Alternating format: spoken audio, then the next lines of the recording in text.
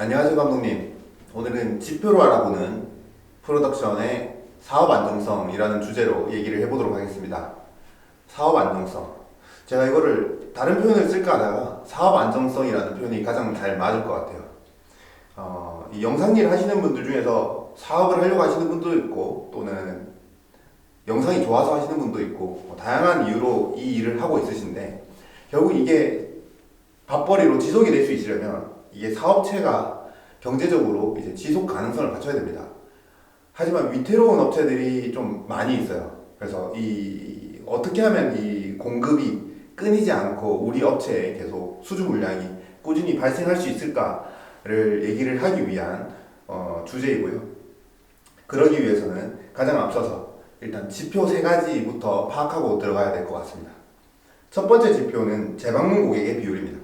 최근 수행한 10건의 프로젝트가 있다면 이 10건의 프로젝트 중에서 일부는 신규 고객일 거고 일부는 재방문 고객일 겁니다. 이 각각 몇 건씩 되나요? 두 번째는 전환율입니다. 문의가 10건이 들어왔다면 다 계약으로 이어지진 않겠죠.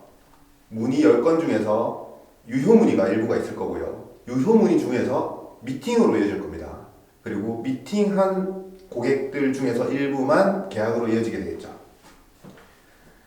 신규 고객 10명 중에서 비용이 지출되지 않았던 고객은 또 몇 명인가요? 이 세 가지를 각각 재방문 고객 비율, 전환율, 인바운드 고객 비율 이렇게 정의를 하고 넘어가도록 하겠습니다.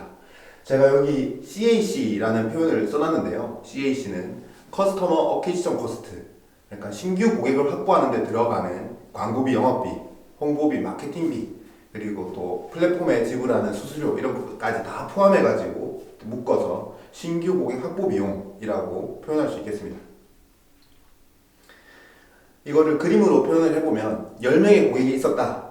하지만 그 중에 일부는 재방문 고객이고 일부는 신규 고객이다.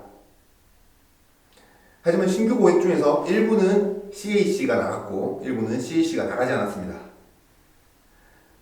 신규 고객 확보 비용을 지출한 고객도 다시 또 두 가지로 쪼개집니다. 파트너를 통한 신규 고객, 이 경우 대행사나 아니면 플랫폼에 의존해서 고객을 이제 확보한 경우, 이 두 번째 신규 고객을 확보했지만 파트너에 의해서 이제 수수료가 나간 것들을 두 번째로 이렇게 구분을 하고 넘어갈까 합니다. 한 건의 계약을 하기 위해서는 그 앞단에 아까 말씀드렸다시피 전환이 발생하게 됩니다. 그러니까 10건의 고객이 문의가 들어와서 일부가 유효 문의로 들어오고 미팅으로 또 진행되고 계약으로 진행되면서 숫자는 계속 줄어들 수밖에 없습니다. 이걸 퍼널이라고 하죠. 그리고 문의가 들어오기 전에도 우리 웹사이트에 그보다 훨씬 많은 수의 사람들이 유입이 되어야 됩니다. 그리고 그만큼의 수천 명의 이제 방문자가 유입이 됐다라고 한다면은 웹사이트가 어딘가에 또 노출이 되어 있어야 됩니다. 그러면은 수만 명의 노출이 일어나야 됩니다. 이걸 퍼널이라고 하죠. 그래서 여기는 이제 인식, 그 다음에 흥미, 그 다음에 구매 고려, 구매 이렇게 네 단계로 나눠 놓는데요. 사실 이런 퍼널은 이제 표현들이 다 다를 뿐이지 다 개념은 같습니다. 결국 구매로 이어지느냐, 앞단에서 이제 문의가 들어와서 구매에 대한 이제 고려를 하다가 구매를 결정하는 이렇게 나누기도 하고요. 구매 이후 단계에 이제 리퍼럴, 계속해서 우리 고객으로 잔류를 하고 또는 이제 다른 신규 고객을 데려오는 바이럴을 일으키는지 이런 것들 따지는 6단계로 쪼개기도 하는 여러 가지가 있습니다. 온라인 서비스를 하는 스타트업에서는 보통 AARR이라고 하는 지표를 많이 쓰죠. 이것도 개념이 같습니다. 여기서는 이제 구매라고 하는 단계를 네 번째에 놓는 방식인데요. 이게 익숙하지 않다면 그냥 오프라인 매장에 비유해서 해보면은 그냥 그대로 또 들어맞습니다. 우리 매장이 있는데 이 매장에 들어오지 않고 간판만 보고 지나친 사람이 있어요. 이게 어퀴지션. 하지만 가게로 들어왔다. 이 사람들이 이제 액티베이션, 그 다음에 물건까지 만져본 사람, 그 다음에 결제한 사람. 결제한 고객이 결제 하나 한 걸로 끝나지 않고 재구매를 하거나 아니면 다음에 친구 데리고 또 오거나 한다면은 그걸 리퍼럴이라고 표현해서 구분하기도 합니다. 결국 이 펀널의 개념들은 다 같기 때문에 이런 어휘들에 대해서 이제 너무 낯설게 생각하실 필요가 없고, 이 펀널의 전환율을 어떻게 또 좋은 상태로 만들까. 이 펀널이라고 하는 게 이제 항아리 모양으로 바뀔 수가 없습니다. 항상 윗단에서 크고 앞단으로 그 아랫단은 좁아지게 됩니다. 이 비율, 이게 너무 크면 안 좋겠죠.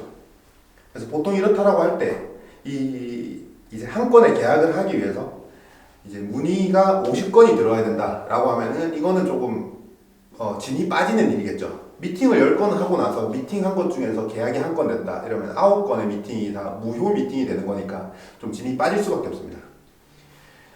이 전환율을 여쭤볼 때 이제 어떤 감독님들은 우리는 전환율이 아주 높다라고 하면서 자랑하시는 분도 있습니다. 10건의 문의가 들어오면은 10건 다 유효문이고, 그리고 9건은 미팅을 하고 9건 다 계약으로 간다. 이 경우 전혀 좋지가 않습니다. 사실 이거는 이제 웹사이트가 웹사이트나 우리 제작사의 정보가 어디도 노출되지 않았다라는 거거든요.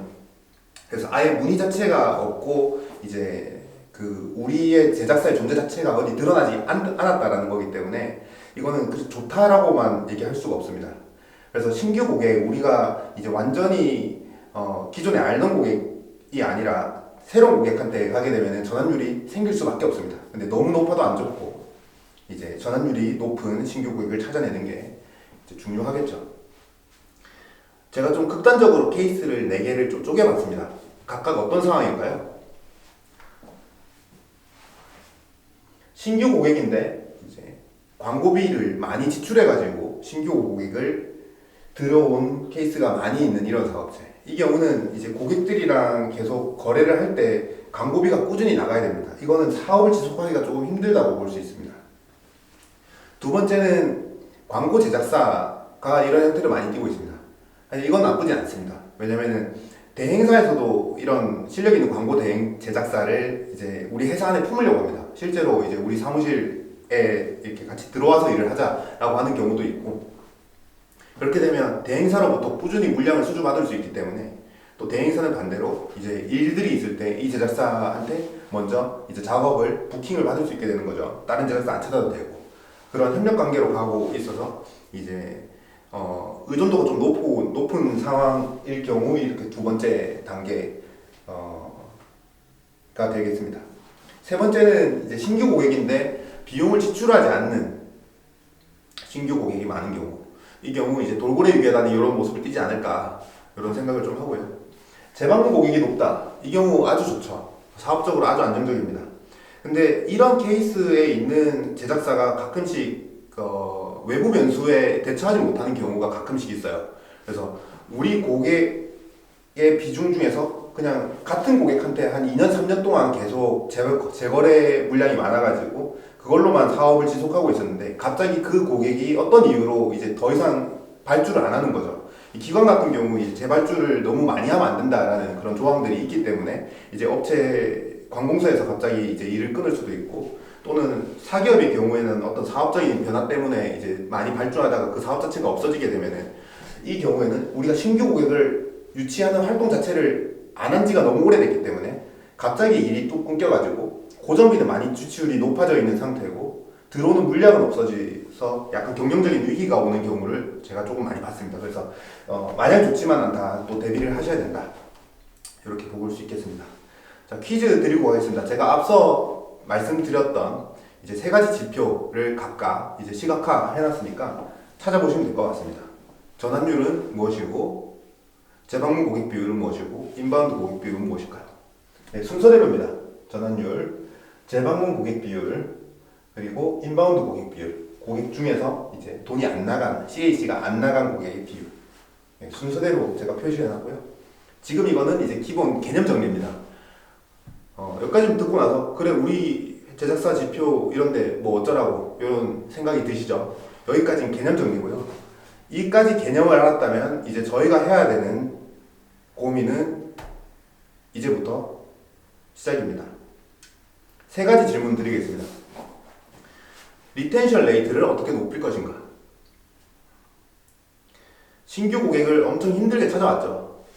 재방문 고객으로 바꿔야 됩니다. 두 번째, 재방문 고객이 한 번만 거래하고 내년에 또 거래하고 내후년에 거래하면 이건 재구매율이 그렇게 높다라고 표현할 수 없습니다. 더 잦은 빈도로 이제 많이 발주를 하셔야겠죠. 이걸 어떻게 높일 수 있을 것인가? 세 번째, CAC 지출이 없는 신규 고객을 어떻게 높일 것인가?